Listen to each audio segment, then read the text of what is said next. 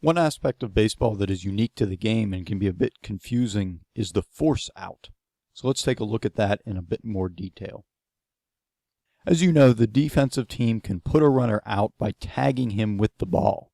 That is, by touching him with the ball or touching him with their glove while the ball is in it.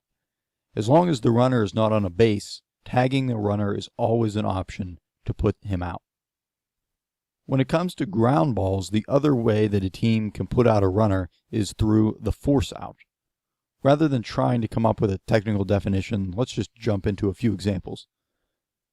The simplest force out is one that you're probably already familiar with. That is, when the batter hits a ground ball in the infield, rather than picking up the ball and running over and tagging the runner out, an infielder can field the ball and then throw it to the first baseman, who will then step on first base. If the first baseman can step on first base before the batter does, then the batter is out. In this situation, the only place the batter can run is first base. So in essence, he is forced to run to first base, thus creating the force out there. Things get a bit more complicated when there are runners on base. This time, let's say we have a runner on first base, and the batter gets up and he hits a ground ball to the shortstop.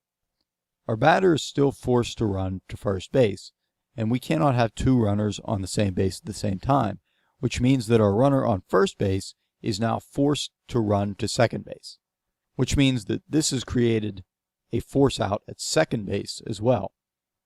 So rather than trying to tag the runner out, the shortstop can pick up the ball, walk over, and step on second base, which would mean that our runner who started on first base is now out. That does not necessarily mean the play is over, though, because the force out at first base for the batter still exists. So the shortstop can now throw the ball to first base, and if it beats the batter, he will be out too. If this happens, that the defense gets two outs on the same play, this is called a double play. Many times what you will see happen on a double play is that rather than the shortstop picking up the ball and running over to second base himself, the second baseman will run over to cover the base. The shortstop will throw the ball to the second baseman, who will step on second base, and then he will turn and throw the ball to the first baseman. Double plays can be exciting because they happen so quickly, and there are so many things that have to happen perfectly in order for it to work. One bad throw or a guy dropping the ball can ruin the whole play. Now, it is also a possibility that the defense will get the force out at second base, but the runner will beat the throw to first base. If that happens, the force out at second base is still an out, and the batter will now be on first base. Rather than being a single for the batter, this is called a fielder's choice. If we have runners on both first and second base, this means that there is a potential force out at first, second, and third base.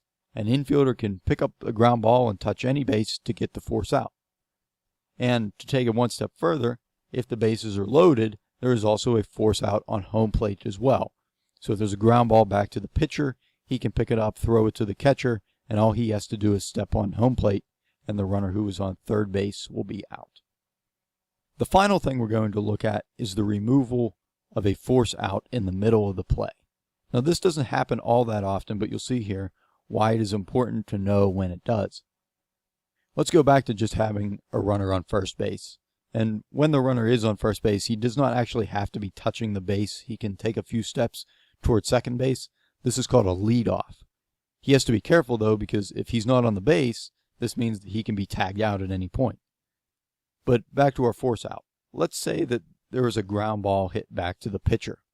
And when the pitcher has the ball, he can choose to throw it either to second base to get the force out there, or he can throw it to first base to get the out there. It doesn't matter which base he throws to. It's completely up to him.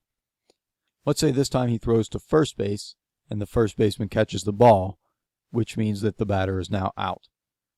What this also means is because the batter is out, he is no longer forced to run to first base, which also means that the runner who started the play on first base is no longer forced to run to second base. He can turn back around and run to first base if he wanted to now. This means that if the first baseman were to throw the ball to second base, the shortstop would have to tag the runner in order to put him out. He cannot simply step on second base because the force out has been removed.